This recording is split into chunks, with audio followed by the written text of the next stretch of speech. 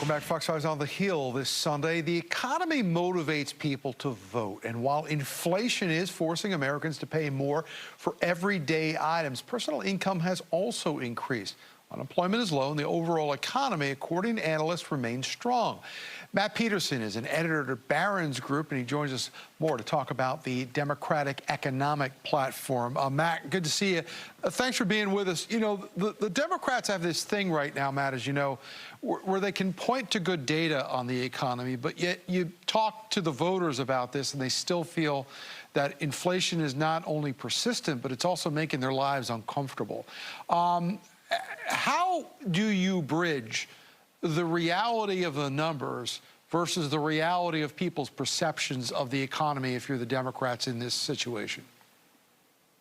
Well, that's been the Democrats' big challenge this whole time. I mean, that's part of what was behind President Biden's low approval numbers up until the moment that he stepped down. You know, the debate sort of added to all that stuff. But Democrats have really struggled to convince people that they have, you know, a better message on inflation, because inflation did spike under their tenure. Part of that was because, you know, they spent too much money. The Biden administration made a big COVID response package early in its tenure. Vice President Harris supported that.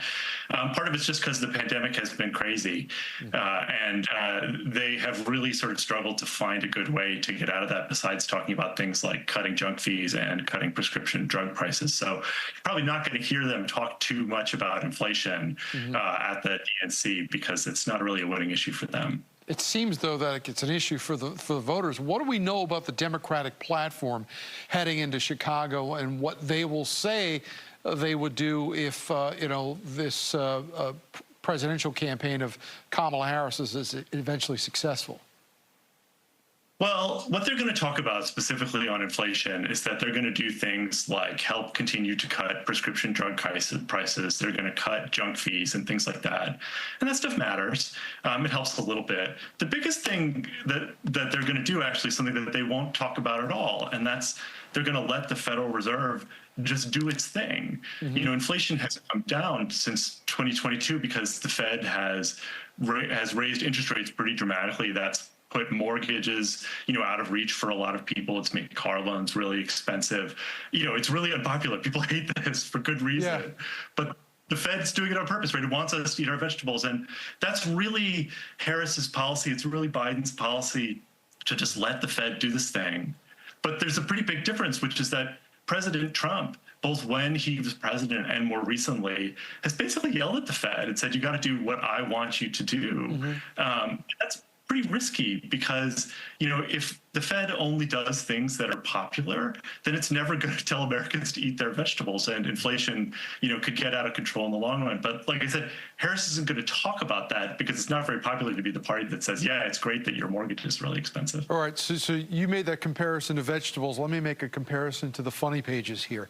It seems like the Biden administration and the Fed are a little bit like that relationship between, you know, Lucy and Charlie Brown, where, you know, the Fed will set up that football.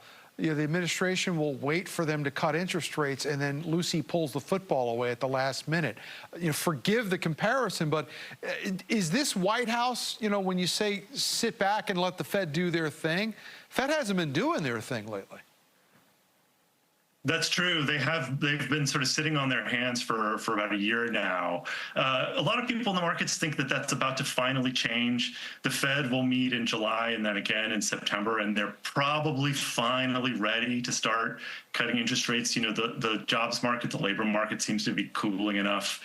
It's still in a pretty good shape. We're, you know, adding hundreds of thousands of jobs each month, but it's coming in a little slower, and so that's probably what the Fed needs to see. So yeah, that Lucy kicking the football thing has been real for a while now, but it's probably over, maybe, hopefully, we'll see. All right, we shall see. Matt Peterson joins us with Barron's today on the Hill, and we've been looking at the Democratic perspectives on the economy as they head into the 2024 Democratic National Convention in the city of Chicago. Matt, thanks so much for joining us. We enjoyed the conversation.